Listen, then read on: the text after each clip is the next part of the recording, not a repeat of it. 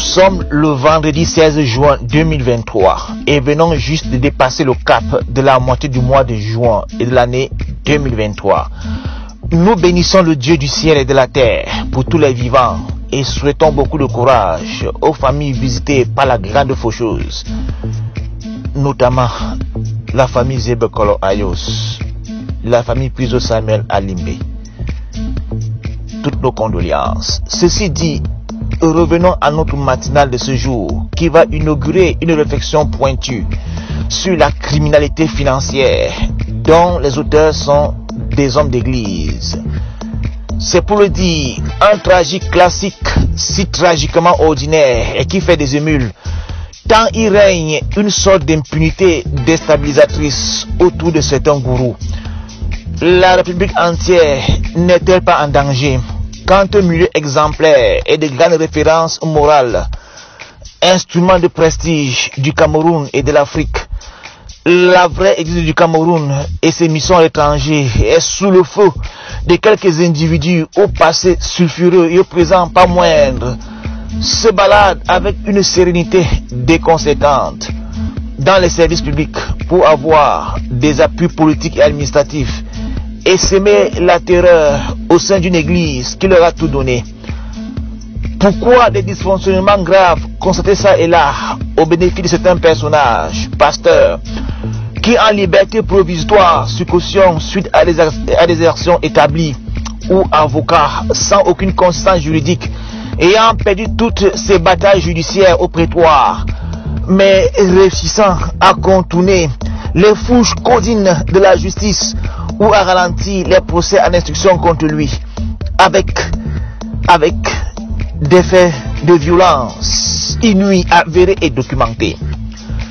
Leur dénominateur commun, une certaine générosité, a fait parler d'envie, même les mécènes du bien, et à laquelle semblent succomber des fonctionnaires et autres agents publics avec beaucoup d'envie d'argent.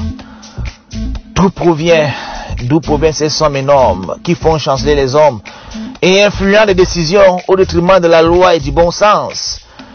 Dans ce journal, cette belle matinale et cette analyse d'un univers kafkaïen sous le prisme de la démarche scientifique, à la barre et comme référence, un outil d'analyse situationnelle, la SWOT analysis, ou l'analyse des forces et faiblesses, des opportunités et des menaces, non seulement pour l'État du Cameroun, à travers le duo Tiana Ngaou, désormais pasteur ici à Ayos, selon un exploit du ciel, mais encore pour la vraie église du Cameroun. Fin de notre propos introductif, place au journal, proprement dit.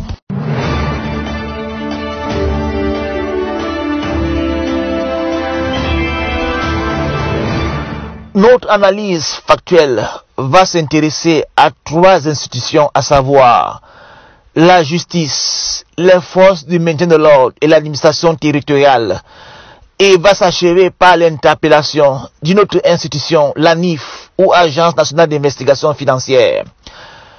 D'abord, l'administration territoriale. Le vendredi 26 mai, et dans toute la légalité, document exigé à l'appui, le conseil d'administration légale de la VDC, sous la conduite de son secrétaire général, Dr Hippolyte, dépose dans les services de la sous-préfecture d'Ayos une demande d'autorisation de manifestation publique portant sur l'organisation d'une assemblée générale extraordinaire de la VDC. Le 28 mai 2023, un récépissé de déclaration de manifestation, le numéro 123, leur est servi. Le 9 juin 2023, contre toute attente, une interdiction de la tenue de l'AG est signée par le sous-préfet, transmis ultérieurement, sous instruction du gouverneur, apprend-on, au motif de tensions et confusion au sein de la VDC et menace de troubles à l'ordre public. C'est l'incompréhension au sein des fidèles de la VDC, dont des centaines avaient entamé le déplacement depuis des horizons lointains comme l'extrême nord du Cameroun. La maturité des fidèles, c'est une fois de plus démontrée par le respect strict de cette interdiction, tout en se posant sincèrement des questions. Qui sont les véritables auteurs des troubles? La majorité silencieuse ou la minorité violente qui se fait appeler abeille et dont la proximité opérationnelle avec les microbes est connue et établie? Les services du renseignement du Cameroun ne les ont-ils pas vus en œuvre à Kribi, Ngousso, Garoua, Ngaoune, Rignala, etc. Des rapports circonstanciés n'ont-ils pas été établis pour information et exploitation par les services du commandement territorial compétent? Si les microbes ont été neutralisés, les abeilles sont-elles plus féroces? Il y a eu certainement dysfonctionnement quelque part, mais surtout un grand préjudice qui demande réparation pour les fidèles de la VEDC. D'ailleurs, ce n'est pas le seul cas. On se rappelle bien qu'au courant février-mars 2023, le sous-préfet de Yaoundé 4 avait tenu une session du conseil d'administration de la VEDC à Kondengi sous presque le même fallacieux prétexte, avec à la barre le même personnage, Tchana Tchami Dante Landry. Et que celui de Yaoundé 5 avait autorisé la levée des scellés illégalement posée par Tchana Tchami Dante Landry en Ngousso, tout souverainement, devant lui seul, oubliant l'autre partie qui avait porté plainte simultanément auprès de l'autorité administrative et au parquet de Kounou. Celui de Mombo avait interdit la convention en 2022, mais avait laissé un rassemblement d'hommes qui a été rebaptisé rencontre de convention. La seule véritable résistance au siège Tchana vient de Garoua 1 et de Mandingiri. Que dit-il donc au chef de terre qui n'est appris à l'ENAM? Quels arguments déploie-t-il pour parfois les faire chanceler certains prémices d'informations bien recoupées? Il indique non seulement certaines complicités ominentes, mais encore la manifestation d'une certaine générosité qui ébranle les friands d'argent sale, car Tchana Tchami, refoulé d'Allemagne sans activité lucrative officiellement reconnue au Cameroun, mais faisant des propositions indécentes d'achat de conscience à l'intérieur même de la VDC à coups de millions, nous saurait objectivement faire peu vis-à-vis de quelques fonctionnaires véreux, peu importe le rang et les titres. Ne pas demander l'ouverture d'enquête administrative sur la question et la promptitude qu'ont quelques chefs de terre assurent les orientations du pasteur Tchana Tchami Dante Landry, ou alors la non-implication de l'Agence nationale d'investigation financière ANIF pour comprendre l'origine des fonds que manipulerait allègrement M. Tchana serait irresponsable. En République, on rencontre, on rengorge. Ensuite, les faits mots.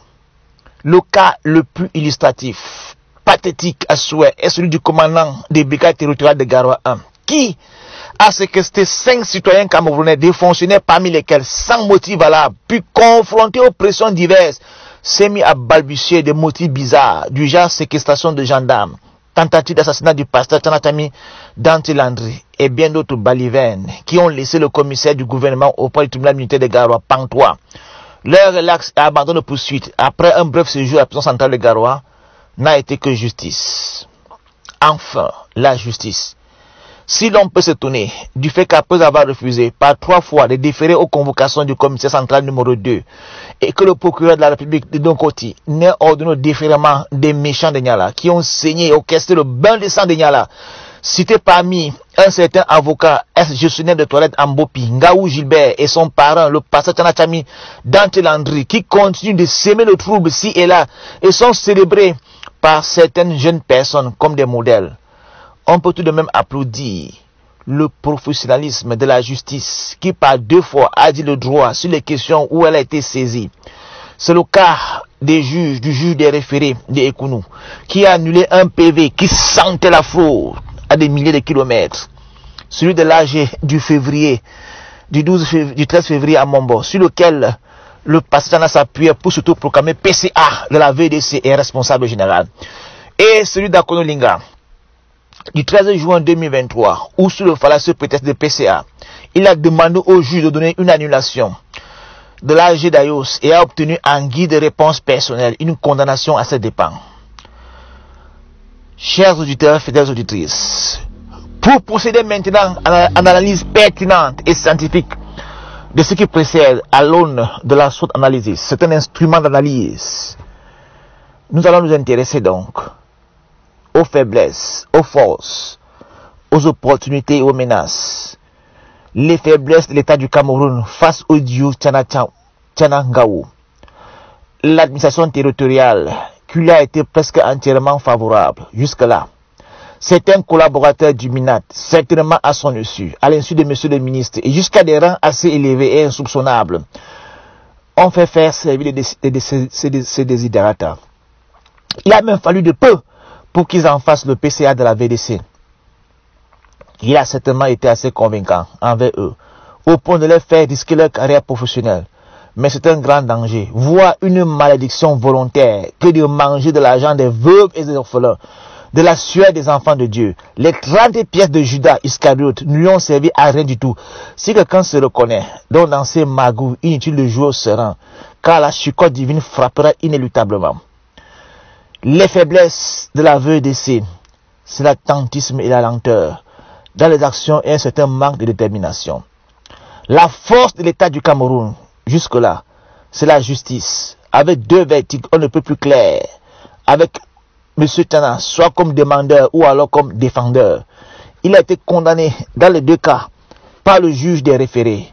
Également, le ministre qui s'est positionné en arbitre et ordonné la mise en place du bureau de la VDC et pris le dossier au regard des contingences actuelles. Les forces de la VDC, c'est son calme, le calme de ses fidèles, sa soumission aux autorités, la résilience sur le plan psychologique, la crainte de Dieu sur le plan spirituel, le dynamisme de ces jeunes et l'expérience de quelques anciens. Les opportunités pour l'État du Cameroun. Accompagner la VDC, l'État du Cameroun doit accompagner la VDC par les moyens légaux, pacifiques et coercitifs s'il le faut, pour la mise en place d'un bureau conformément à ses instruments juridiques et aux orientations du MINAT. Pour la VDC, les opportunités, c'est repartir sur une base sereine, en respectant les consignes de l'homme de Dieu Nestor Toukia, tant pour l'organisation structurelle du bureau que ses organes dirigeants et ceux qui les dirigent. Les menaces pour l'État, comme la VDC, les menaces pour l'État, comme la VDC, c'est le clan Tchana, Tchami, Dante Landry et ses méthodes condamnables, tant par la Bible que les statuts et règlements intérieurs de la VDC, que pour les lois et règlements du Cameroun. L'effort conjugué de l'État et de la VDC peuvent autoriser la maîtrise de la menace. La NIF pourrait jouer un rôle déterminant dans la maîtrise, en questionnant, puis saisissant tout agent issu de toute malversation. C'est tout pour votre matinale. Plaisir de vous savoir de plus en plus nombreux à nous écouter et à bientôt sur VDC News Radio.